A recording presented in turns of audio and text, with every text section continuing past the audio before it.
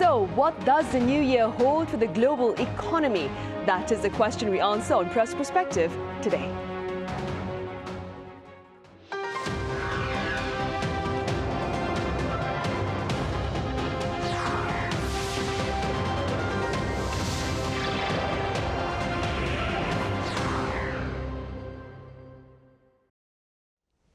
Hello and welcome to Press Perspective for this Friday, January 3rd here in Seoul. I'm Min Sunhee. Today we touch upon prospects for the global economy this year as seen by the press and pundits. For this, I have Steven Borowiec with Nikkei Asia live on the line. Steven, welcome back and hopefully you have a greater internet connection today. I'm hoping for that too. Thank you. Right. I also have Professor Oh Joon-seok at Sookmyung Women's University joining us virtually as well. Professor Oh, welcome and Happy New Year. Happy New Year, Sunny. Right. Stephen, we'll start with you. Let's begin with projections about the global economy for the year 2025 as seen by financial entities like the IMF as well as economic blocs like the OECD. Well, the OECD's prediction for growth in 2025 is at the 3.3 range. They recently nudged it up from 3.2, and the IMF's is at 3.2%. And with those projections, both of them pointed to mitigating inflation around the world. Inflation is lower than it was during the pandemic and in the kind of post-pandemic shock that we saw. And we've seen some central banks, including South Korea's, lower interest rates in response to that. Interest rates are usually lowered as a way of making borrowing easier and getting growth in the form of consumption and construction and various other sectors of the economy going. So, but we should just flag that alongside that, there are quite a few potential complications to the economy. There's still a lot of geopolitical uncertainty. The war in Ukraine is still going on. We have the possibility of another or a renewed trade war between the U.S. and China. Demand is slowing in China, and a lot of geopolitical watchers are on the lookout for any kind of potential tensions between Beijing and Taiwan. So there's a number of things going on. We also have major economies in Europe, particularly France and Germany, suffering kind of prolonged low growth conditions and some troubling signs about the future viability of those countries' economic models. So there are mixed signals. So as we discussed, in the form of mitigating inflation, there's reason for optimism, but there's at the same time a number of things that economists are concerned about. Right, and against the backdrop of those concerns, then, Professor Oh, the finance ministry here in the country says the Korean economy will expand 1.8% this year. Now, this projection is lower than that shared by the Bank of Korea back in November, which was 1.9. What are your thoughts, Professor Oh? Do you suppose Korea is only likely to see slow growth this year? Yes, thank you, Sonia. I want to start from the optimism, but sadly speaking, it will highly unlikely Korea is headed for another year of very weak growth. The finance ministry said the Korean economy, as you mentioned, forecast to grow 1.8% this year, slightly lower than BOK's forecast of 1.9%, and far lower than the earlier projection of other international institutes with a range of around 2 and 2.2%. In brief, in 2025, Korea is likely to witness unprecedented uncertainties in domestic and international fields that could hurt growth trajectories, financial markets, and living conditions eventually. And the key factor dragging down the economic growth includes sluggish domestic demand, higher trade value of export, and downward shift in the chips industry cycle. As a U.S. economy is like a huge aircraft carrier. So the Trump administration's prepared trade policy may not fully take effect this year, but the effects are likely to become pronounced by 2026, disrupting global trade and exerting pressure on Korea's export-driven economy. BOK and other domestic think tanks assume that the shock could hit in the first half of this year and remains uncertain whether trade and diplomatic measures can be effectively implemented amid political turbulences. In this sense, it is likely the worst economic shock will come in in the second half of 2025. Korea is on the way of grappling with deep-rooted structural challenges, including deteriorating productivity and a shrinking workforce caused by a rapidly aging population. Political uncertainty, and then that might be, I mean, that in and out of the economy, full of uncertainties, and then it might be the top risk factors for 2025. As the ongoing domestic political instability could amplify the existing vulnerability, which might be ended up in weaker consumption, declining competitiveness in key industries, and shrinking export growth amid the second phase of Trump administration potential tariff barriers. Right, and speaking about the Trump administration, Stephen, many agree that the greatest variable for the global economy this year is Mr. Trump's tariffs. What have been some of the headlines, Stephen, with regard to this reality, and what are some countermeasures that have been proposed, if any? Well, the Financial Times newspaper conducted a poll of economists recently, and they found that about half of them said that Trump's protectionist measures would have some negative impact on the economy. But before we go too far there, we need to just be clear that we are, to some extent, kind of guessing about the extent to which Trump is actually going to implement these. These projections, at least some of them, are based on things that Trump said on the campaign trail, things that he said about protecting the U.S. economy, bringing U.S. jobs back to the country, and America first, putting domestic interests ahead of international commitments. That kind of rhetoric tends to play quite well on the campaign trail, and it can be attractive to voters who feel as though they're living in a low growth part of the country. Their cost of living has increased significantly. They've seen jobs in their community be shipped overseas. But what Trump doesn't talk about when he floats these ideas of instituting tariffs, particularly high tariffs on goods from China and a kind of blanket 20% tariff on goods from anywhere. I mean, and Professor Oh could speak to this a lot better than me, but I'd love to find one economist who thinks that that's a good idea, because what those tariffs tend to do is make imports a lot more expensive. And I don't know how American consumers who voted for Trump would feel if they went to their grocery store and they found that all the produce that comes from Mexico is suddenly more expensive. When they went to the hardware store and they found that all of the goods there that are imported from China are suddenly more expensive. Trump also has a lot of people on his team and advising him who are really quite active in the U.S.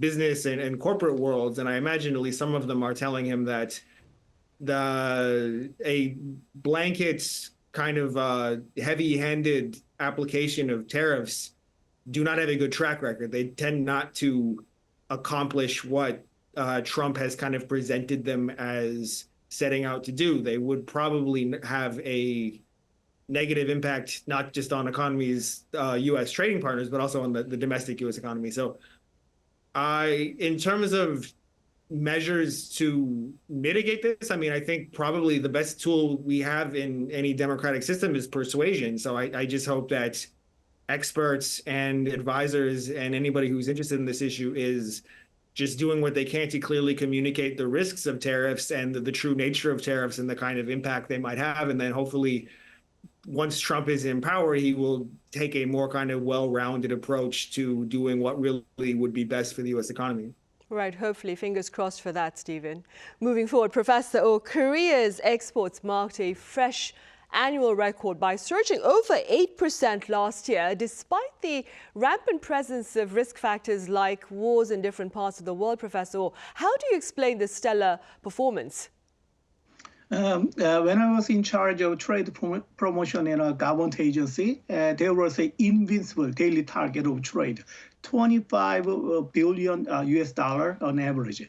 And now, in 2024, Korea overcome the target. Daily trade volume on average is $25.8 US billion. Last year, as you mentioned, Korea's export reached $683.8 billion. It's a remarkable, very, very outstanding achievement in history. As a result, Korea stepped up the sixth place in the global export ranking. The record-breaking export were driven by two key factors, semiconductors and the ship export.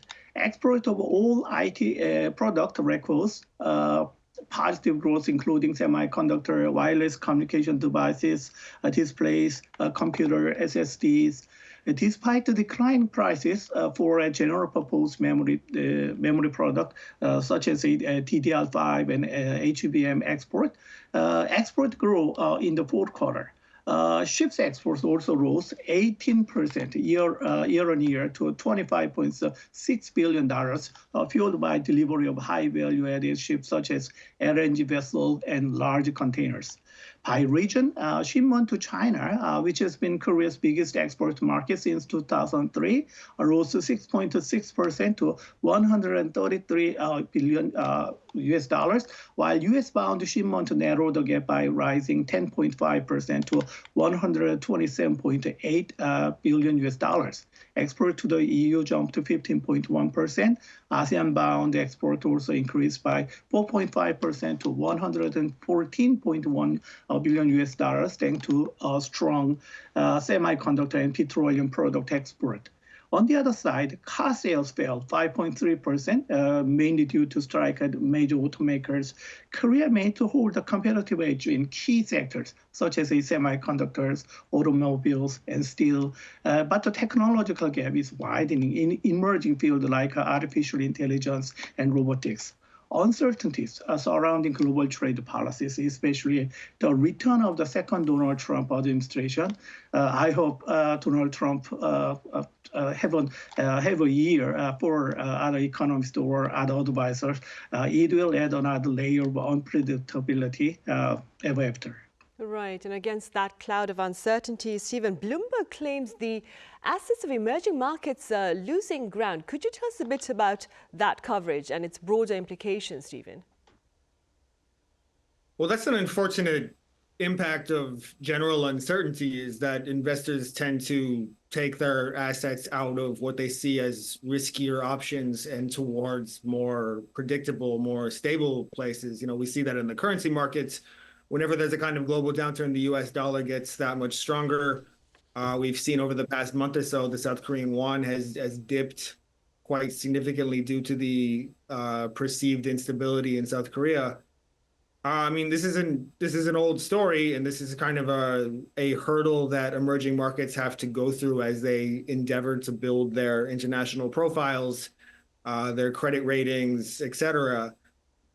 There's no easy answer here, but we just have to keep in mind that, like, at least some of this is temporary. It's based on sentiment. It's based on investors feeling kind of spooked and being uneasy with the prospect of losing any more money.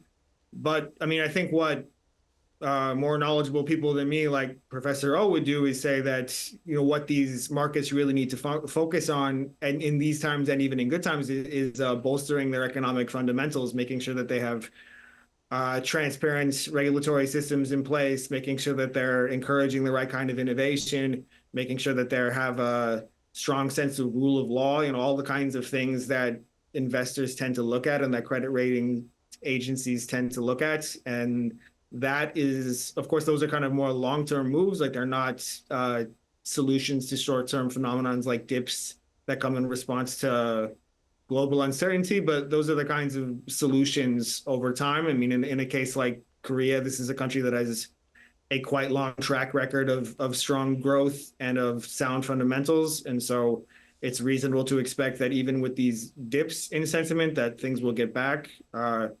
Always try to end on an optimistic note. So that's how I see that. Right, and staying with money markets, Professor Oh, the foreign exchange market here in the country is feeling much anxiety as the South Korean won continues to weaken against major currencies. Professor Oh, are we ushering in an era of 1,500 won per US dollar?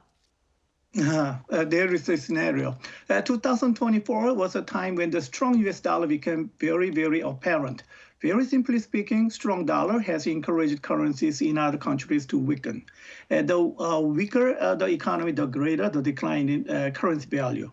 As our politics became unstable in December 2024, the rate of decline in the won became very fast. The faster rate of decline in the currency value means that Korea's risk is higher in the foreign exchange market. As Sunny mentioned, there is one of the market scenario of ushering in up to the range of 1,500 won. I also had an experience in 1999. I was at the forefront of the controlling this kind of foreign exchange attack from the hostile speculators around the world. Korean government knows well the possibility and the necessity of controlling this kind of risk of speed and timing of a fluctuation. When the currency depreciates faster, the environment is also optimized for foreign exchange speculators to make a bet. According to the textbook, there are two monetary policies for the government to respond.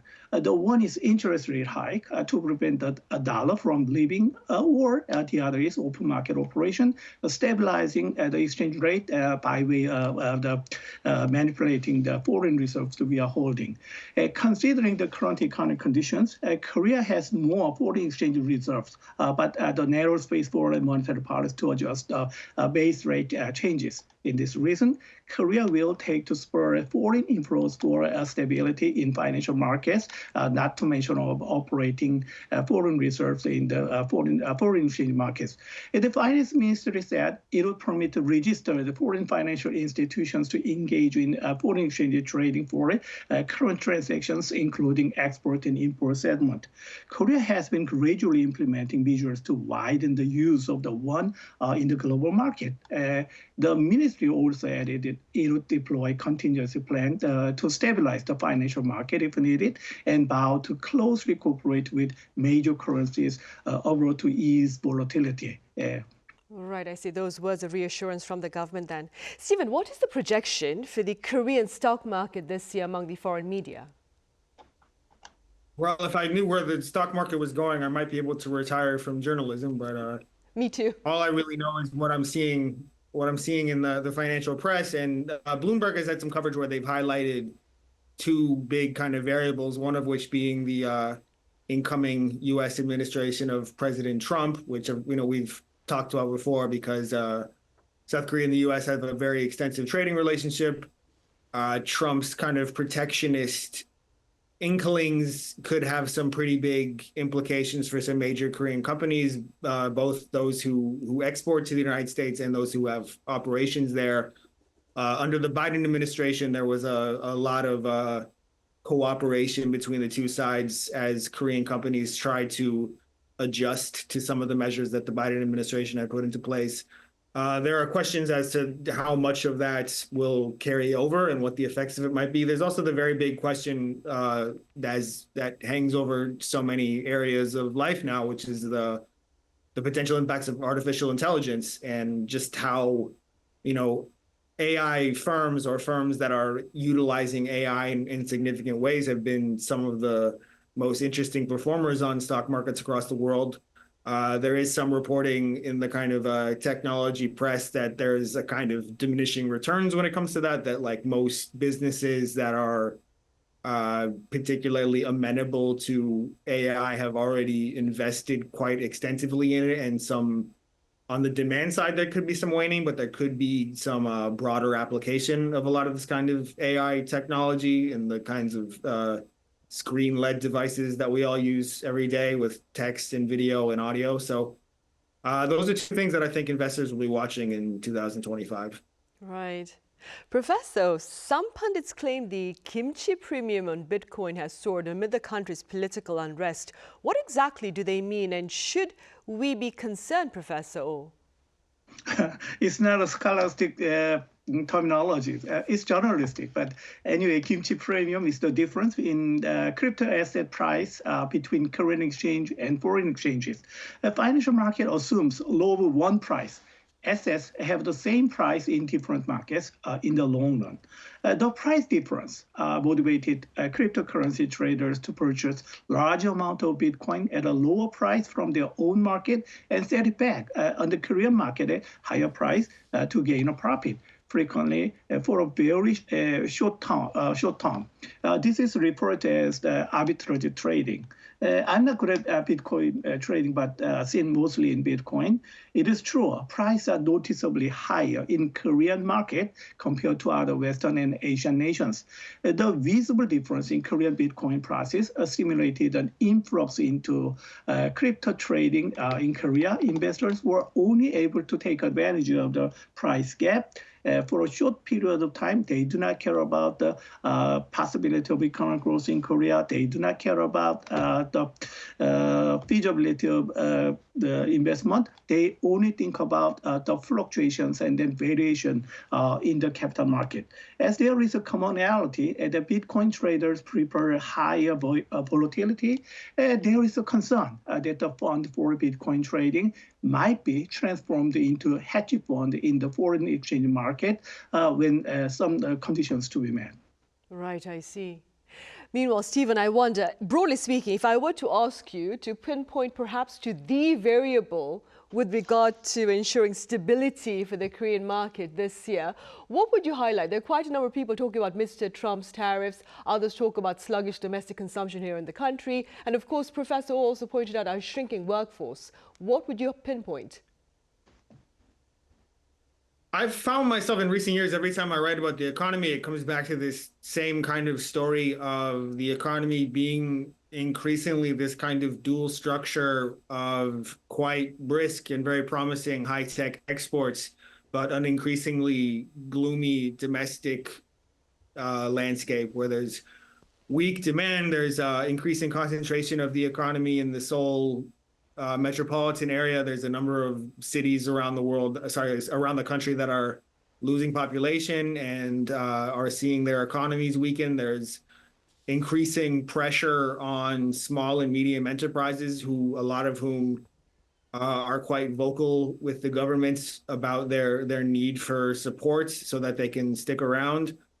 I attended an interesting briefing some months ago with the OECD, who made some quite ambitious recommendations to the Korean economy that would be difficult. Things like moving away from the customary system of seniority-based pay and having some kind of more generous social welfare provisions to provide childcare to keep more women in the workforce. So I guess the kind of variable that I would highlight is that there are these old problems and old kind of customs and ways of doing things in Korea that are, I think, holding the country back to some extent from a higher growth and a more kind of dynamic future.